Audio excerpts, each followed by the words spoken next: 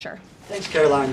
Thanks, Kate, for being here. Thank you. I have two questions for you. First, if the war in Iran continues past this current round of peace talks, and with thousands of troops on their way to the Middle East, is there a point, either a number of ground troops or a number of days, at which the president will consider seeking authorization from Congress? Well, as you know right now, that formal authorization from Congress is not necessary because we're currently in major combat operations in Iran. The Department of War and the President, as I said, estimated about a 4 to 6 week timeline for the full completion of these military combat operations. We're again on day 25 today.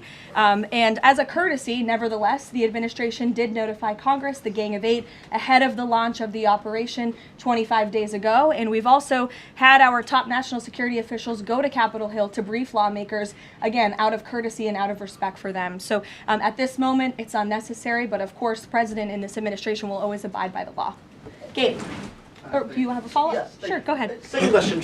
In my reporting, I speak a lot to young voters, many of whom voted for President Trump for the first time in 2024, hoping to have no more wars and to have lower prices. Now, with the war taking place and with gas prices going up, curious what President Trump's message would be to those voters who kind of swung into his coalition in 2024, but maybe don't feel the administration is going as they had expected. President Trump is doing this for you. He's doing this for young people so that we are no longer threatened by a rogue terrorist regime in the Middle East that seeks to kill the brave men and women who serve in our country in the Middle East, many of them young people themselves, young men and women who serve this country honorably in uniform and have been threatened, killed, and maimed by the rogue Iranian terrorist regime for 47 years. President Trump finally had the courage to step up and do what's right by our national security, our homeland security. As for the temporary short-term fluctuation in gas prices, the president has said once these combat operations are over, this administration is going to continue to unleash American energy dominance. We're continuing to do that every day, and we're going to see prices at the pump go back down, just as we have over the past year